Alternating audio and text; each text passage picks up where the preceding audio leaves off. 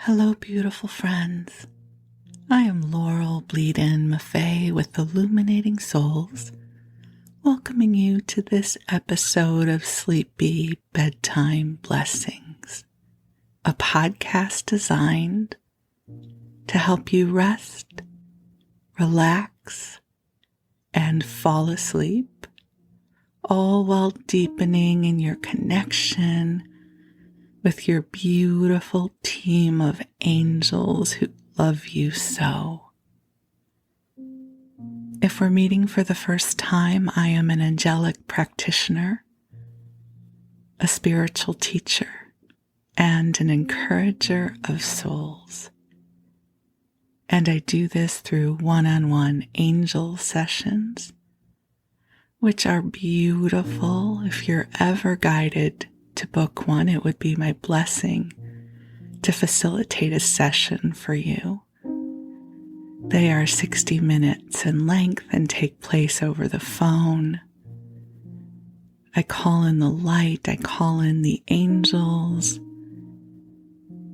and then we come into heart-centered conversation and I channel messages for you, and the intention is to help you connect with your divine guidance.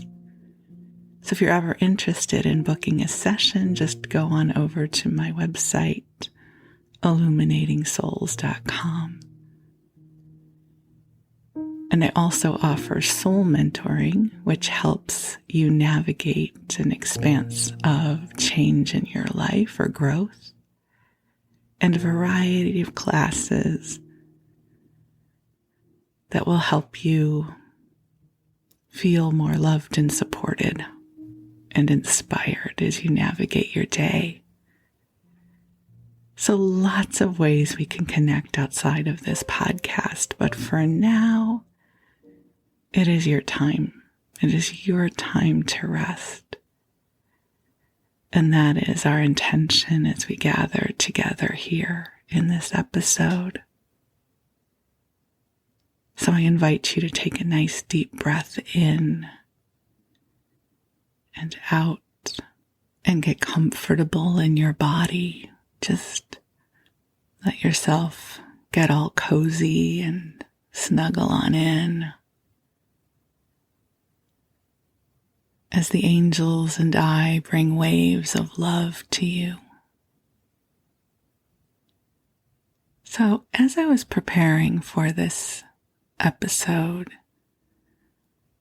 a pearl of wisdom from one of my teachers came to me, and it's one that I have referenced many, many times over the years.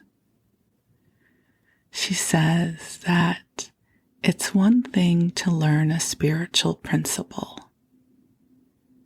It can take a lifetime or lifetimes to learn to embody it. And I think there is such power in that wisdom. You know, we are so used to wanting things to happen right away.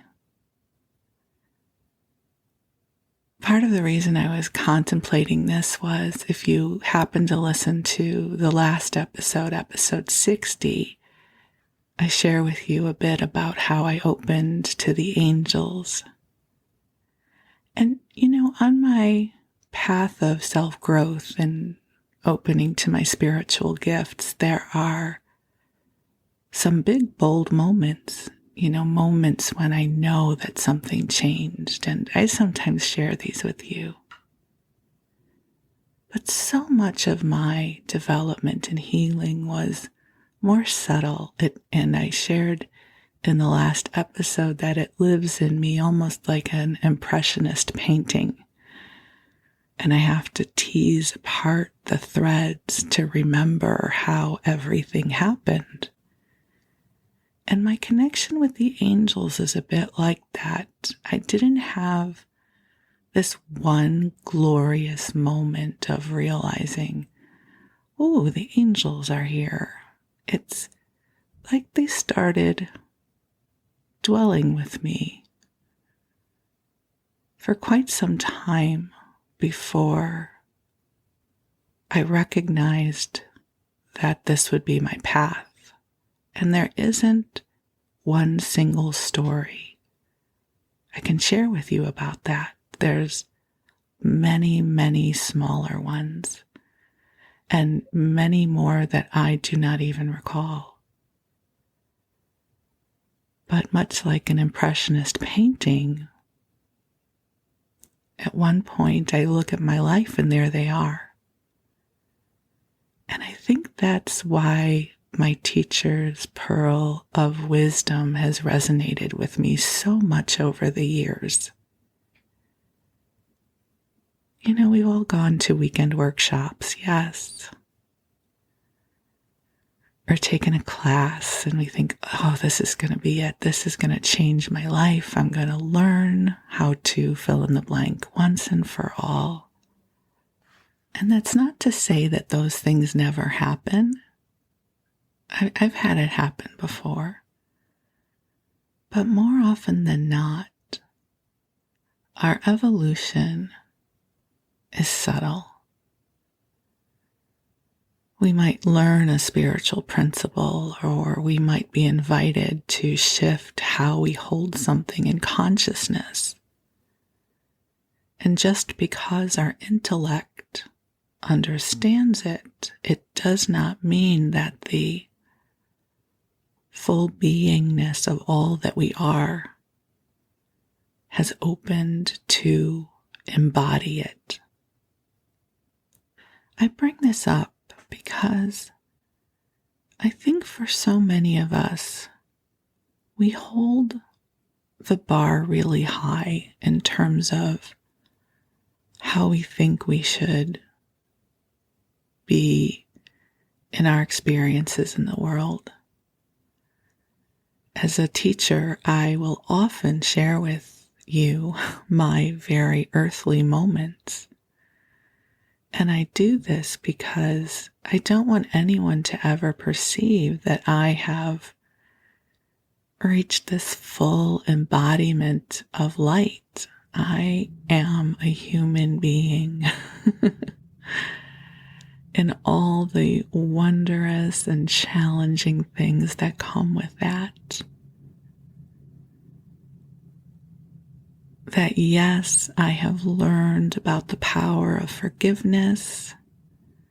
And yes, there are times that I find it hard to forgive.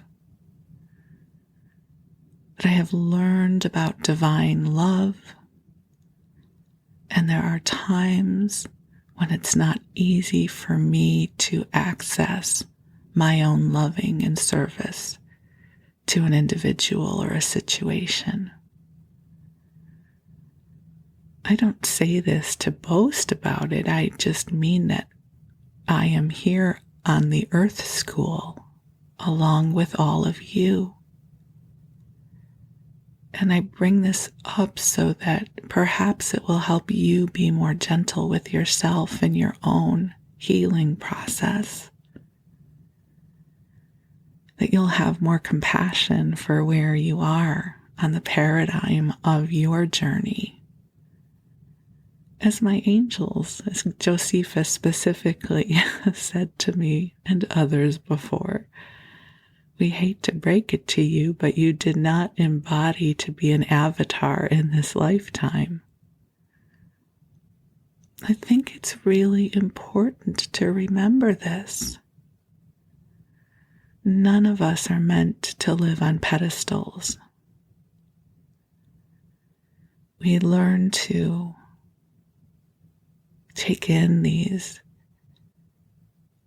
evolved, ascended perspectives, and then we do our best to learn to embody it, and it can take quite a long time. It's not about achieving perfection. It's about shifting how we hold our stories and our experiences and consciousness, and being a bit kinder and more understanding and empathic in the world and with self. For instance, if I were to ask you how much empathy you have for yourself. Just go in for a moment. Do you find it easy to have compassion and empathy for yourself? Is it as easy for you to come into compassion for yourself as it is for others? One of the things that I find the angels help us with is to come into self-compassion. It's important that we are kind to ourselves. So take a deep breath in and release. There's an adage, perhaps you've heard of New Age guilt before. I did not coin the term. I don't know who did, but I love the term New Age guilt. And so here's where New Age guilt comes in. So a lot of what we learn on this journey is our innate, authentic beingness and our innate, authentic power, and that we have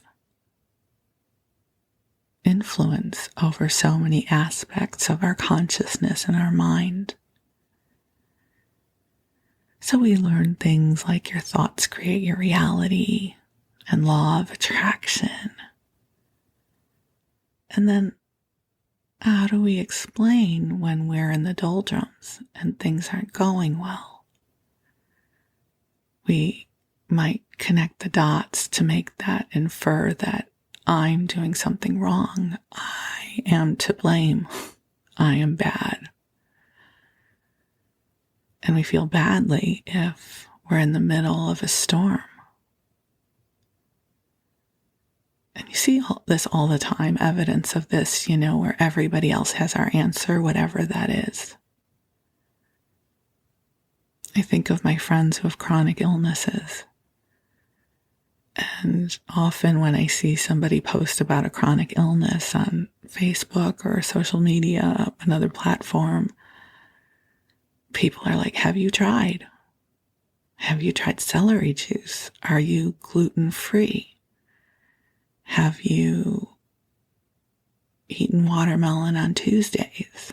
As if somebody who is experiencing an ongoing chronic illness has not tried everything already.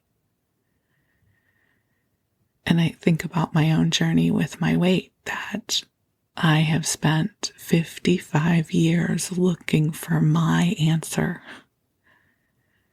And gosh, you tune in to anything on social media and everybody has my answer. Like, have you tried? Did you give up? Are you still eating this? Have you done keto? Have you done the other thing? And let's just assume my answer to everything is yes. Yes, I have tried that. And this is where that New Age guilt comes in, right? Like, what am I doing wrong? And it's a fine line between that over which we have accountability and influence, and that which is still steeped in the mystery. That if you are in an experience of your life that is still steeped in mystery, if there is an experience that you are having that you have not been able to help shift the needle on, my darling friend, you are not doing anything wrong. It's life. Life is random and unexpected, and there are storms, and there are angels, and there is light. And just because we travel with the angels doesn't mean that everything is awesome all the time. Sometimes the angels just will sit with us and comfort us. I have this image. I'm not going to go into the details. It's not a horrible story, but you are trying to sleep, so I don't want to share with you the details. Again, it's not horrible. It's just, you don't need to know that part. But I had just a little something that happened when I was a child. Again, not horrible, just a little something that scared me. And I was scared to be outside by myself. And I must have been, 3 or 4. I was very young. And my mom said, well, what if I come and sit out on the stairs with you? And I said, okay. And there were 6 stairs leading up to the front door of our house. So we sat on the top stair together. And I seem to recall, and then she said, how about if we go down to the next stair? And I said, okay. And eventually we were down all of the stairs and we were on the sidewalk. And just having my mom there made me not be scared anymore. And that is how I experience the angels. It's not that we're not going to go through things that are hard or sad or that we're not going to feel scared anymore. But I often think of the angels as sitting beside me on the stairs of life. And we just sit there sometimes until I'm ready to go down the next step. Sometimes we might need to sit there for a year or two. It's not about instant growth. It's subtle. Our lives are subtle, my friends. And so, it's one thing to learn a spiritual principle. It's another thing to learn to embody it, and that can take a lifetime or longer. So you may have assembled a library's worth of wisdom about life and the spiritual journey. And maybe in this moment you still feel like you're faltering on a step. It's okay. It's okay. You're not doing anything wrong. You're a human being in an unpredictable world. And some days we are more fearless and stronger than others. And if today or tonight is one of those days where you have felt a bit more unsettled or challenged, your angels are with you. The love is with you. You are not being judged or criticized in this moment. So just breathe in the love. And it's okay. You're okay right now. Even if it's not okay, you're okay. Or maybe it's okay to not be okay right now. You heard that adage? A friend of mine shared that with me once when I was going through a really awful time. And I couldn't stop crying and being sad about my circumstance. And she said that someone had once said to her, "Can it be okay that you're not okay right now?" And I remember what a flood of relief it was to let it be okay that it wasn't okay. So whether you're okay or not okay right now, it's okay. It's okay. It's all part of the journey. And the angels and I are going to sit on the stoop with you while you rest. If you need some courage to, go another step, we'll be there, right there with you. And if you need to stay on this step for quite a while, that's okay too. We'll bring you virtual snacks. We'll take good care of you. You've done enough for this day. So be gentle with yourself, please, because you are precious in this world. And this world loves you. I don't know about everyone in this world, but I love you. Even if I don't know you yet, I love you. I love the idea of you. I love the promise of you. I love the way my heart feels when I imagine sitting on the step with you. And the angels love you. So take a deep breath in, and, I always love to intentionally call in the angels. I know you can feel that they're already here. Well, let's do that together now. So beautiful angels on high, I invite you to be here with us now, and I acknowledge that you have been here long before this recording started. Thank you for paving the way for each one of us on our path of light. Thank you for assisting us in opening to the wisdom and the resiliency of our own hearts. And angels, I ask that you clear away any sorrow that we no longer need to carry. That you clear away anything that does not belong to us, helping bring in the promise of brighter tomorrows, a lightness of spirit, to help activate within each one of us our divine resiliency, and to help each one of us drift off to a good expanse of sleep. May our dreams be sweet. May we be restored and replenished and nurtured as we rest. Angels, I ask that you watch over each of our beloveds here.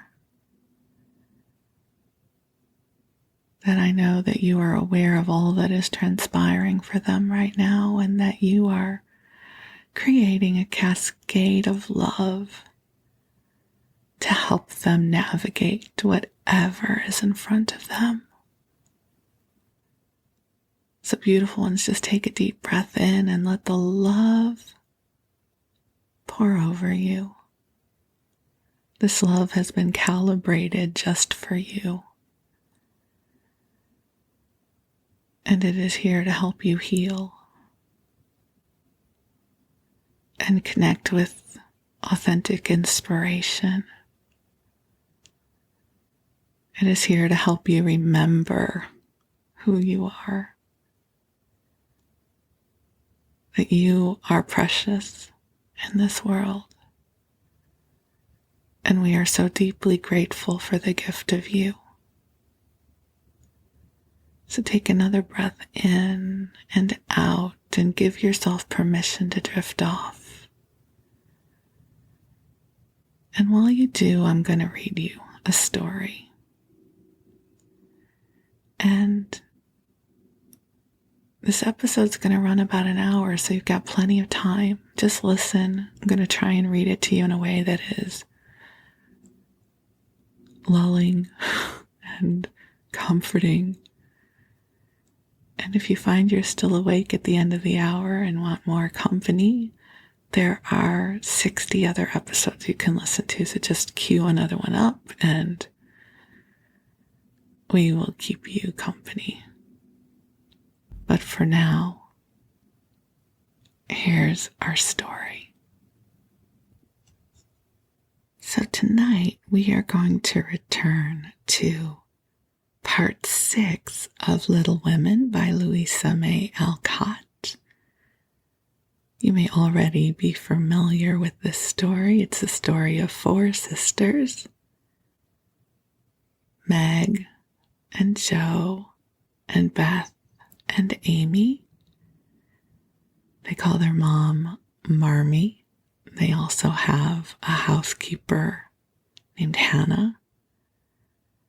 And their friend next door, Theodore Lawrence, who they call Laurie. And at this part of the story, Amy, who's the youngest, and Amy is impetuous.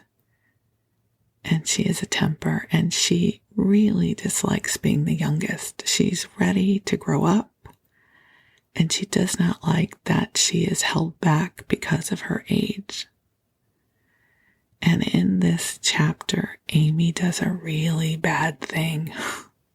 And I'll tell you what it is. So, Laurie has invited the 2 older sisters, Jo and Meg, to go to a play with him. And Amy wants to go. She says that her mom has given permission for her to go, and she has her pocket money. And Joe does not want her to go. It will not be nearly as much fun if Amy goes with. Lori invited them, and it's rude for Amy to think that she can just tag along, and Amy cries and is very angry and sad, and, very temperamental, understandably so. And Joe's just like, too bad. She says, fiddlesticks, and she closes the door. Well, Amy wasn't having it. And Joe is a writer, and she keeps a journal, and she's been writing stories for a very long time. And what we're going to hear in this chapter, I'll just give you an advance preview so you don't have to stay awake too long. Amy does something really awful. Is retribution. She burns Joe's journal. Isn't that terrible? Like, oh my gosh, as somebody who keeps journals, someone burned one of my journals without permission, I would be devastated. And so, of course, devastation ensues. And Joe says horrible things to Amy, and Amy says horrible things to Joe, and as you can imagine. And one of the things that you'll find with this book and with Louisa May Alcott's writing is she builds in parables and teachings. Because then what happens is we come to another scene, another part of the story where Joe and Lori are out skating on the pond, and Amy wants to go with them. And they don't really know that she's coming towards them.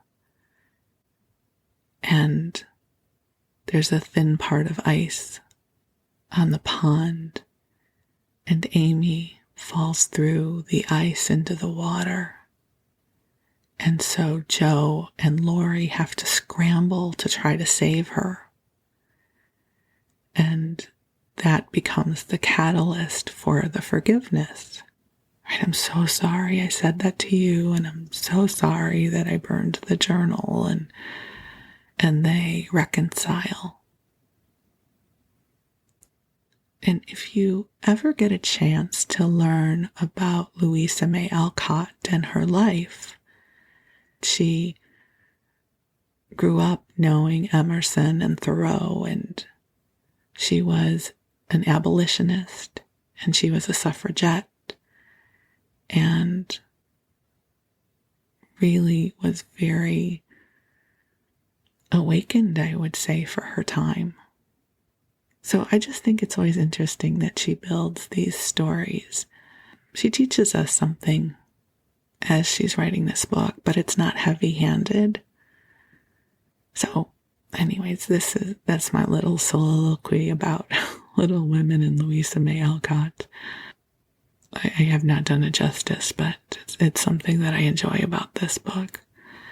So here we go. So Joe and Meg have just embarked. They have gone out the door with Amy is sobbing back in the house, and Joe just yells out, "Fiddlesticks," and slams the door.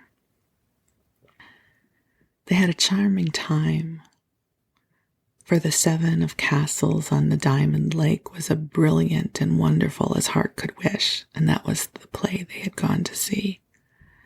But in spite of the comical red imps, the sparkling elves, and the gorgeous princes and princesses, Joe's pleasure had a drop of bitterness in it.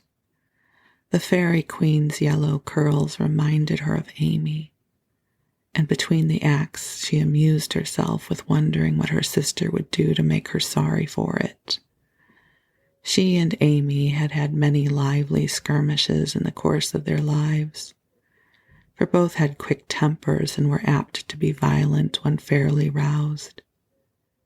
Amy teased Joe, and Joe irritated Amy, and semi-occasional explosions occurred, of which both were much ashamed afterward. Although the oldest, Jo, had the least self-control and had hard times trying to curb the fiery spirit which was continually getting her into trouble, her anger never lasted long, and having humbly confessed her fault, she sincerely repented and tried to do better. Her sisters used to say that they rather liked to get Jo into a fury because she was such an angel afterward. Poor Jo tried desperately to be good, but her bosom enemy was always ready to flame up and defeat her, and it took years of patient effort to subdue it. When they got home, they found Amy reading in the parlor. She assumed an injured air as they came in, never lifted her eyes from her book or asked a single question. Perhaps curiosity might have conquered resentment if Beth had not been there to inquire and receive a glowing description of the play. On going up to put away her best hat, Jo's first look was toward the bureau. For in their last quarrel, Amy had soothed her feelings by turning Jo's top drawer upside down on the floor. Everything was in its place. And after a hasty glance into her various closets, bags, and boxes, Jo decided that Amy had forgiven and forgotten her wrongs. There Jo was mistaken. For next day she made a discovery which produced a tempest. Meg, Beth, and Amy were sitting together late in the afternoon when Jo burst into the room looking excited and demanded breathlessly, "Has anyone taken my book?" Meg and Beth said no at once and looked surprised. Amy poked the fire and said nothing. Jo saw her color rise and was down upon her in a minute. "Amy, you've got it." "No, I haven't." "You know where it is then?" "No, I don't." "That's a fib," cried Jo, taking her by the shoulders and looking fierce enough to frighten a much braver child than Amy. "It isn't. I haven't got it. I don't know where it is now, and I don't care." "You know something about it, and you'd better tell at once or I'll make you," and Jo gave her a slight shake. "Scold as much as you like. You'll never see your silly old book again," cried Amy, getting excited in her turn. "Why not?" "I burned it up." "What?" "My little book I was so fond of and worked over and meant to finish before Father got home. Have you really burned it?" said Jo, turning very pale, while her eyes kindled and her hands clutched Amy nervously. "Yes, I did. I told you I'd make you pay for being so cross yesterday, and I have so." Amy got no farther, for Jo's hot-tempered mastered her, and she shook Amy till her teeth chattered in her head, crying in a passion of grief and anger. "You wicked, wicked girl. I can never write it again, and I'll never forgive you as long as I live." Meg flew to rescue Amy, and Beth to pacify Jo. But Jo was quite beside herself, and with a parting box on her sister's ear, she rushed out of the room, up to the old sofa in the garret, and finished her fight alone. The storm cleared up below, for Mrs. March came home, and having heard the story, soon brought Amy to a sense of the wrong she had done her sister. Jo's book was the pride of her heart, and was regarded by her family as a literary sprout of great promise. It was only half a dozen little fairy tales, but Jo had worked over them patiently, putting her whole heart into her work, hoping to make something good enough to print. She had just copied them with great care, and had destroyed the old manuscript, so that Amy's bonfire had consumed the loving work of several years. It seemed a small loss to others, but to Jo it was a dreadful calamity, and she felt that it never could be made up to her. Beth mourned as for a departed kitten, and Meg refused to defend her pet. Mrs. March looked grave and grieved, and Amy felt that no one would love her until she had asked pardon for the act, which she now regretted more than any of them. When the tea bell rang, Jo appeared looking so grim and unapproachable that it took all Amy's courage to say meekly, "Please forgive me, Jo. I'm very, very sorry." "I never shall forgive you," was Jo's stern answer.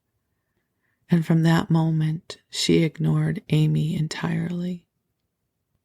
No one spoke of the great trouble, not even Mrs. March, for all had learned by experience that when Jo was in that mood, words were wasted, and the wisest course was to wait till some little accident or her own generous nature softened Jo's resentment and healed the breach. It was not a happy evening, for they sewed as usual, while their mother read aloud from Bremer, Scott, or Edgeworth. Something was wanting, and the sweet home peace was disturbed. They felt this most when singing time came, for Beth could only play. Jo stood dumb as a stone, and Amy broke down. So Meg and Mother sang alone. But in spite of their efforts to be as cheery as larks, the flute-like voices did not seem to chord as well as usual, and all felt out of tune. As Jo received her goodnight kiss, Mrs. March whispered gently, "My dear, don't let the sun go down upon your anger. Forgive each other, help each other, and begin again tomorrow."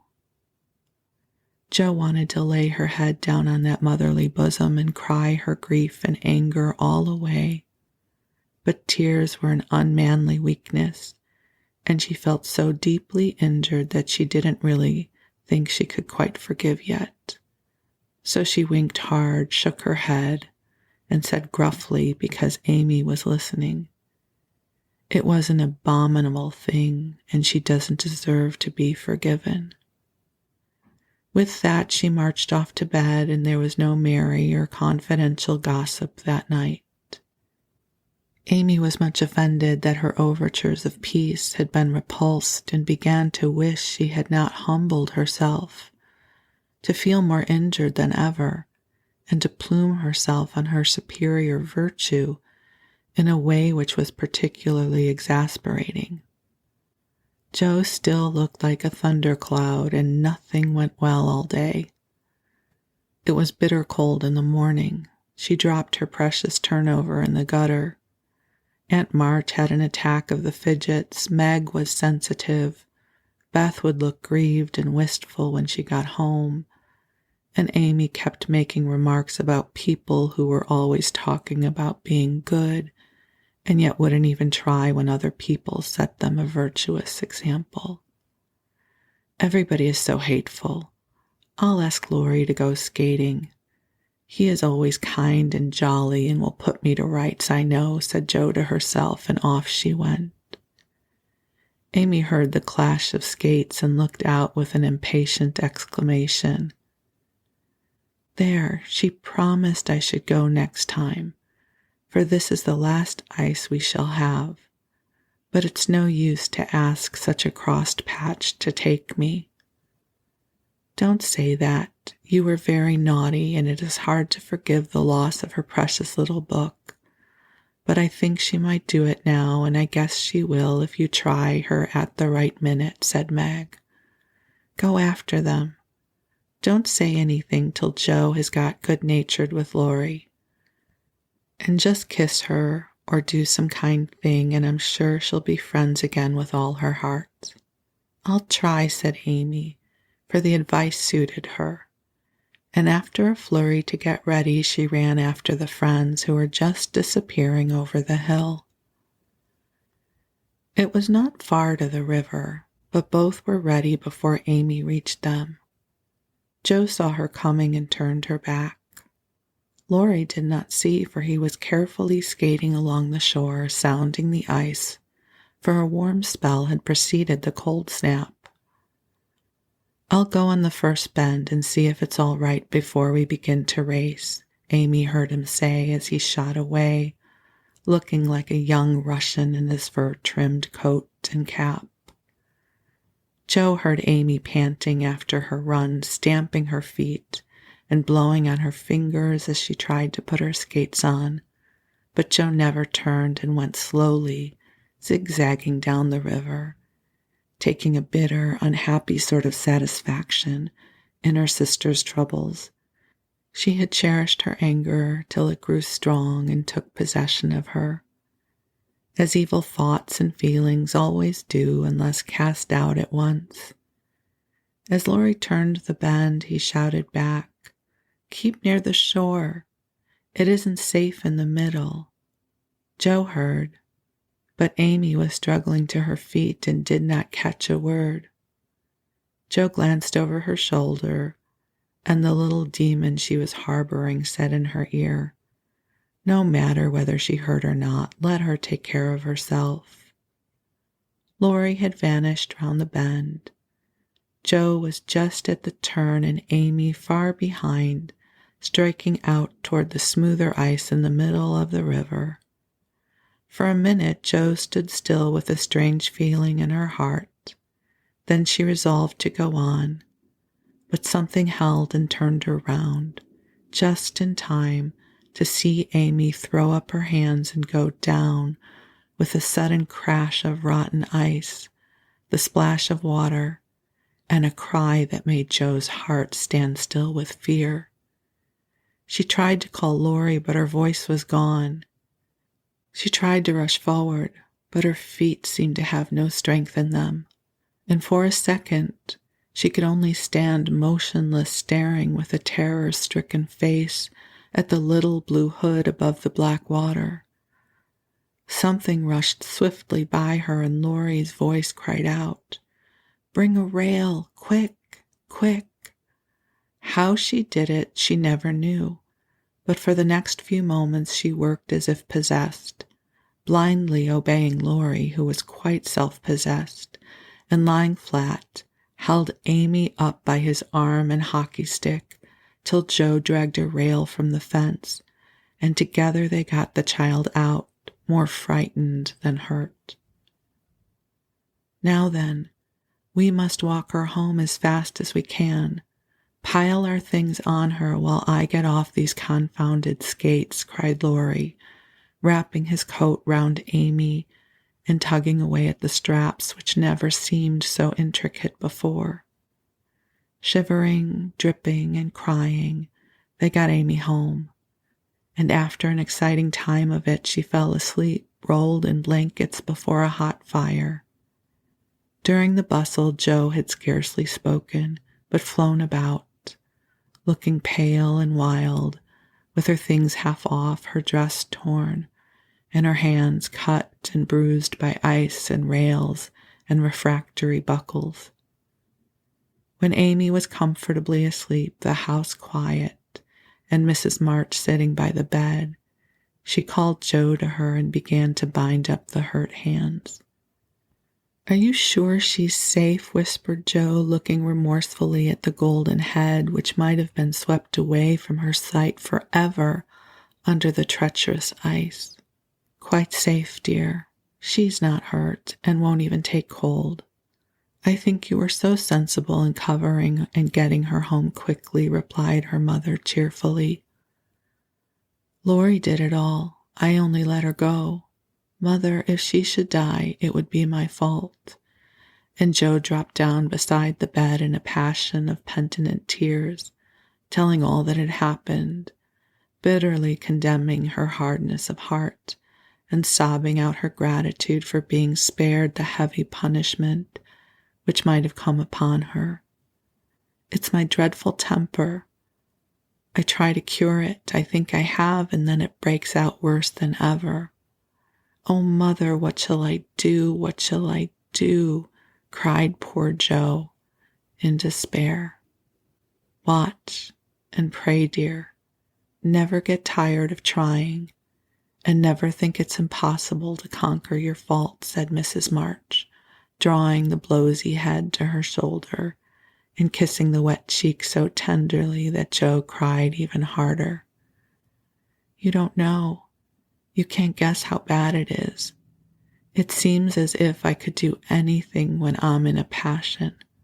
I get so savage I could hurt anyone and enjoy it. I'm afraid I shall do something dreadful someday and spoil my life and make everybody hate me. Oh, Mother, help me, do help me. I will, my child, I will. Don't cry so bitterly, but remember this day and resolve with all your soul that you will never know another like it. Joe, dear, we all have our temptations, some far greater than yours, and it often takes all our lives to conquer them. You think your temper is the worst in the world, but mine used to be just like it. Yours, Mother? Why, you're never angry. And for the moment, Joe forgot remorse and surprise. I've been trying to cure it for 40 years, and I have only succeeded in controlling it. I am angry nearly every day of my life, Joe, but I have learned not to show it, and I still hope to learn not to feel it, though it may take me another 40 years to do so. The patience and the humility of the face she loved so well was a better lesson to Joe than the wisest lecture, the sharpest reproof. She felt comforted at once by the sympathy and confidence given her. The knowledge that her mother had a fault like hers and tried to mend it made her own easier to bear, and strengthened her resolution to cure it, though 40 years seemed rather a long time to watch and pray to a girl of 15. Mother, are you angry when you fold your lips tight together and go out of the room sometimes, when Aunt March scolds or people worry you? Asked Joe, feeling nearer and dearer to her mother than ever before. Yes. I've learned to check the hasty words that rise to my lips, and when I feel that they mean to break out against my will, I just go away for a minute and give myself a little shake for being so weak and wicked, answered Mrs. March, with a sigh and a smile, as she smoothed and fastened up Joe's disheveled hair. How did you learn to keep still? That's what troubles me. For the sharp words fly out before I know what I'm about, and the more I say, the worse I get, till it's a pleasure to hurt people's feelings and say dreadful things. Tell me, how do you do it, Marmee, dear? My good mother used to help me. As you do us, interrupted Joe with a grateful kiss. But I lost her when I was a little older than you are, and for 4 years had to struggle on alone, for I was too proud to confess my weakness to anyone else.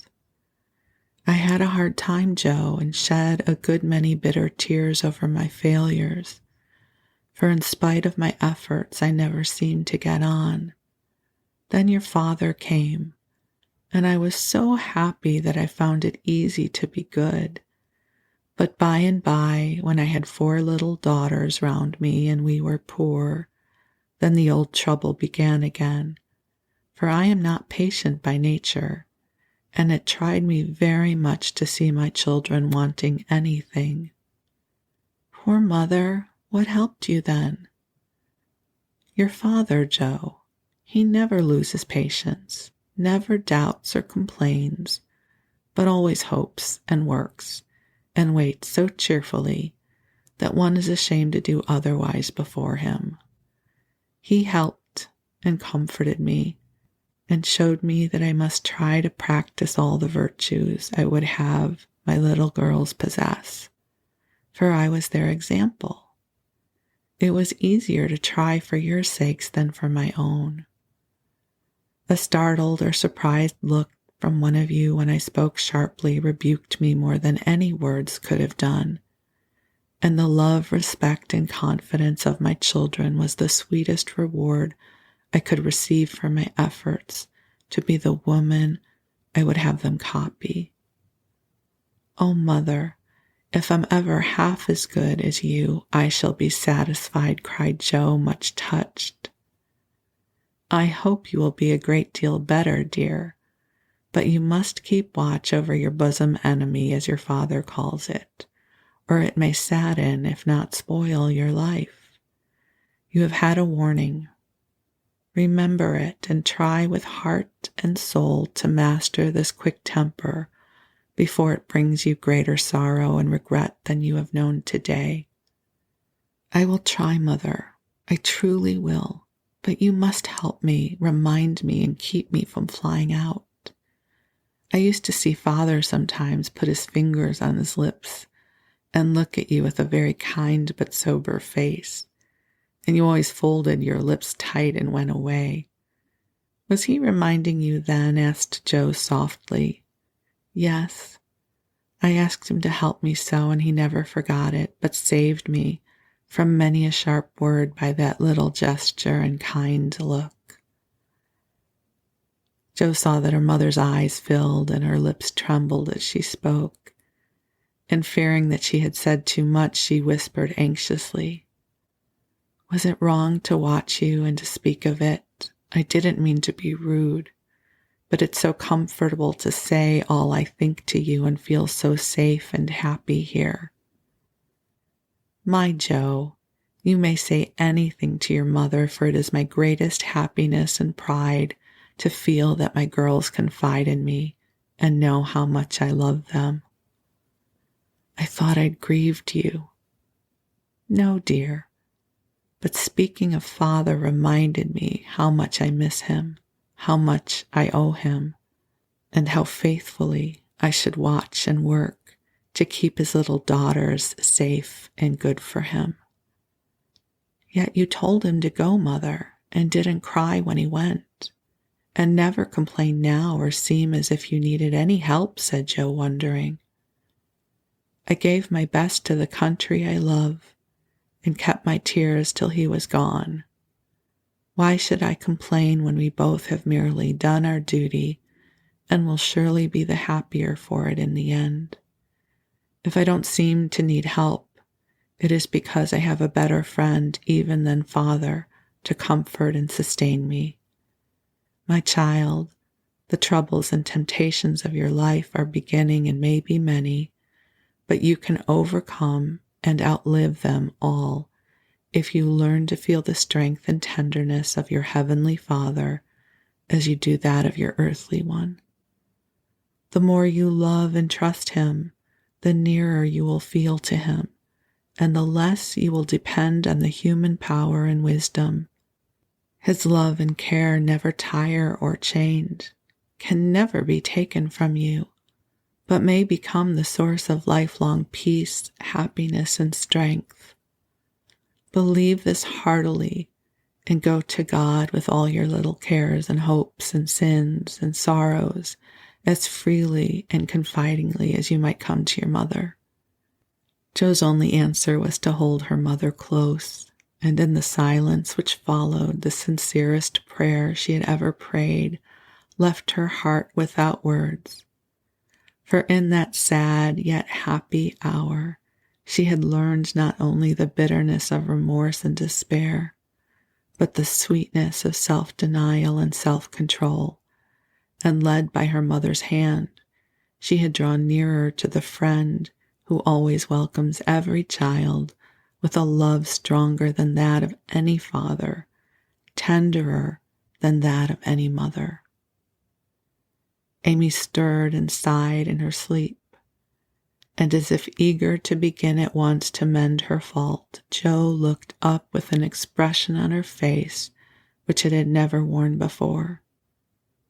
I let the sun go down on my anger. I wouldn't forgive her, and today, if it hadn't been for Laurie, it might have been too late. Oh, how could I be so wicked, said Jo half aloud as she leaned over her sister, softly stroking the wet hair scattered on the pillows. As if she heard, Amy opened her eyes and held out her arms, with a smile that went straight to Joe's heart. Neither said a word, but they hugged one another close in spite of the blankets, and everything was forgiven and forgotten in one hearty kiss.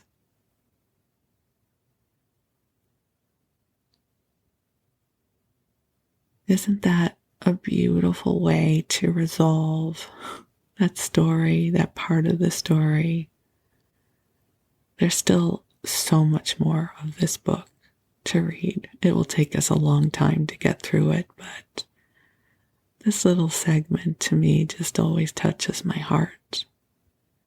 It's a reminder of the expansion of love that is available to us when we open to it. So, I wish you a good rest. I wish you sweet dreams. The angels will stay with you, and if you